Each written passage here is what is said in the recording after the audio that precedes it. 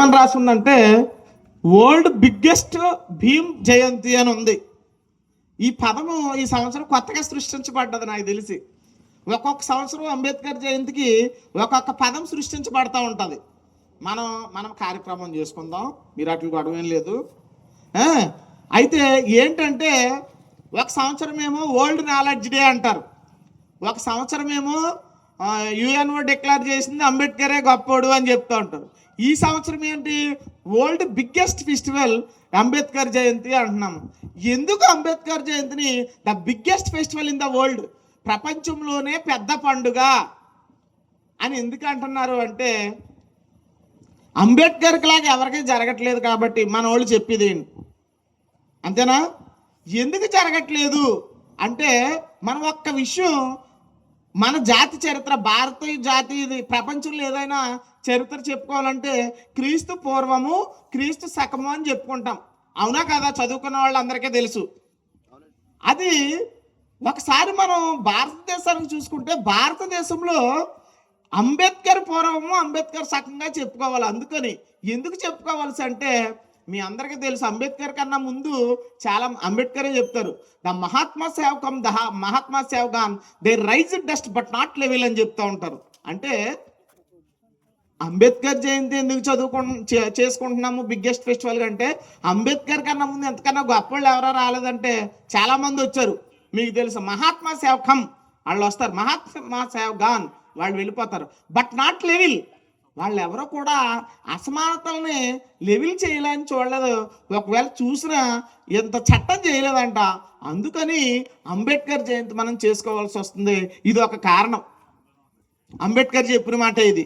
అయితే మరీ ముఖ్యంగా మనం ఎందుకు చేసుకోవాలి, మీ అందరికీ కూడా అంబేద్కర్ అంటే ఏం తెలుస్తుంది అంటే, అంబేద్కర్ అన్న వ్యక్తి మనందరికీ మీకు ఏం తెలుసు అని చెప్తే చదువుకున్న వాళ్ళు చదువుకోలేని వాళ్ళు కూడా చెప్పే ఒకే ఒక అంశం ఏంటంటే, డాక్టర్ బాబాసాహెబ్ అంబేద్కర్ రాజ్యాంగం రాశారు.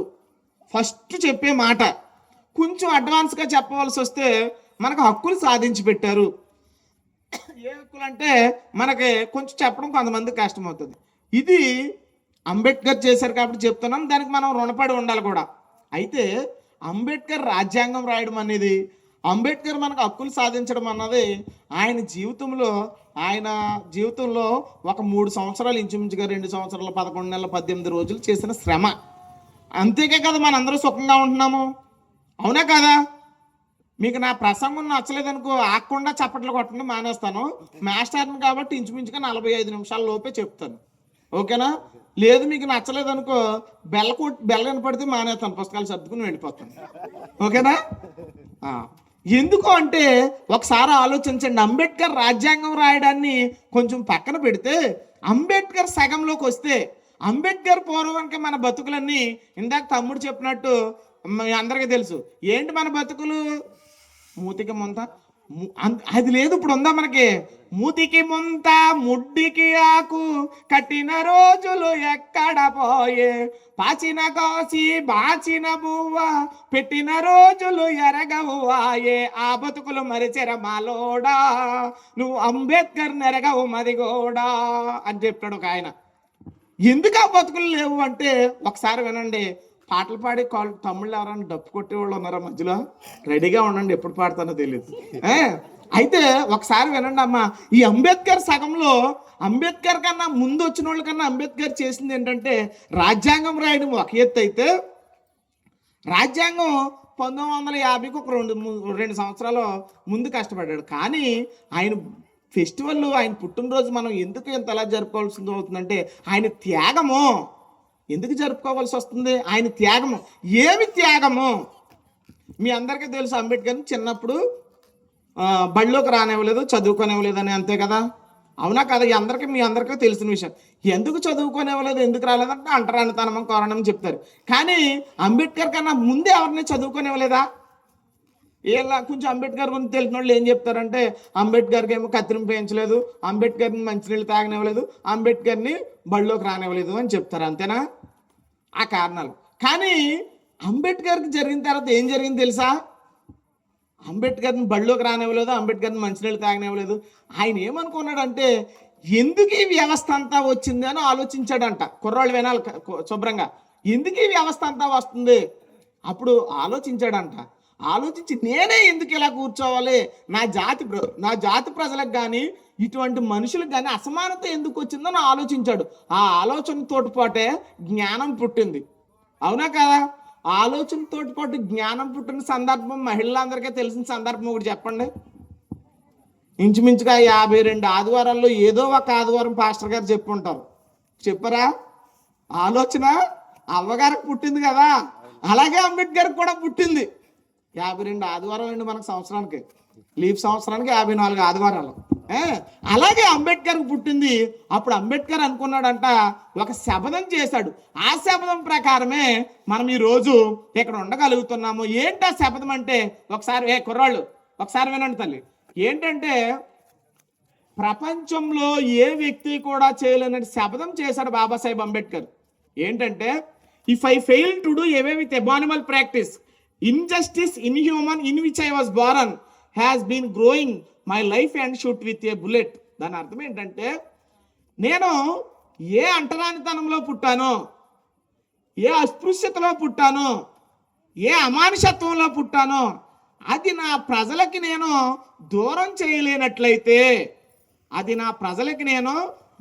చేయలేనట్లయితే బుల్లెట్తో కాల్చుకుని చచ్చిపోతానని చెప్పిన ఏకైక ప్రజానాయకుడు భారతదేశంలో అంబేద్కర్. ఒకసారి చప్పట్లు కొట్టాలి మీరు అందరూ కూడా గట్టిగా. ఎవరైనా ఉన్నారా అంతకు ముందు? ప్రజల కోసం, నా భార్య కోసం, నా బిడ్డల కోసం, లేకపోతే నా ఫ్యామిలీ కోసం చనిపోతాను అనుకున్న వాళ్ళే, కానీ నా ప్రజల కోసం నేను చచ్చిపోతాను అని చెప్పిన ఏకైక నాయకుడు అంబేద్కరే. అందుకనే ఈరోజు నీకు కుల వివక్ష తక్కువగా ఉన్నది కానీ చేత కింద నీళ్ళ భయము, వీళ్ళని అంబేద్కర్ బాబు ఏం చేస్తారా అన్న భయం ఉన్నది. ఈ తీసేశాడు, ఆ దుఃఖం లేదు. కాబట్టి అంబేద్కర్ పండుగ మనం అందుకు చేసుకోవాలి. ఎక్కడి నుంచి మొదలైంది మీకు మళ్ళీ మొదటికి వద్దాం ఒకసారి. ఎక్కడికంటే, బళ్ళోకి రానివ్వలేదు. అందరికీ తెలుసు. అమ్మ తల్లులు వినాలి. ఒక తల్లి చెప్తుందంట, ఒక పిల్లోడికి చెప్తుందంట, చిన్నతనం నుండి బ్రతుకుబడి నుండి వెలివేస్తే, చిన్నతనం నుండి బ్రతుకుబడి నుండి వెలివేస్తే, కిటికీ ప్రక్కన కూర్చుని సమాజాన్ని చదివిండు, చరిత్ర తిరగ రాసిండు, చైతన్యము రేపిండు. ఎవరండి?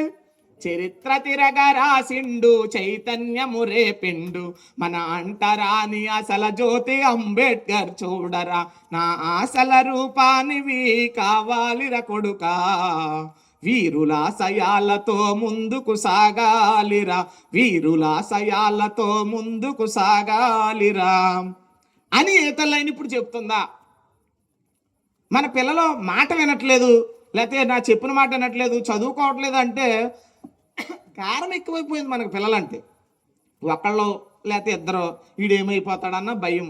అందుకని. కానీ మీరు ఒకసారి అంబేద్కర్ జీవిత చరిత్రని మన పిల్లలకి అన్వయించి చూడండి, మన పిల్లలకి అన్వయించి చెప్పండి, ఒరే అంబేద్కర్లా మనకు తయారవ్వండి. మనం ఈ ఫోటోలు కానీ లేకపోతే ఈ విగ్రహాలు కానీ ఎందుకు పెట్టుకుంటారో ఎవరికైనా ఐడియా ఉందా? ఆయనకిలా తయారవ్వాలి అని పెట్టుకుంటాం. అవునా? ఎంతమంది అంబేద్కర్లా నీట్గా చక్కగా టై కట్టుకుని సూట్ వేసుకుని ఇన్షర్ట్ చేసుకుని ఉంటున్నారు చెప్పండి మన పేటల్లో? ఎందుకంటే వాళ్ళకి తెలియట్లేదు. ఇదివరకుని మనకు పొలాలకు వెళ్ళేదారిలో బలిష్టమైన ఆవు బొమ్మలు, ఎద్దు బొమ్మలు కట్టేవారంట. మరి ఆ సాంప్రదాయం ఇక్కడ ఉందో లేదో. ఇంకొకటి ఏంటంటే, మనకు బాగా తెలిసిన అంశము ఈ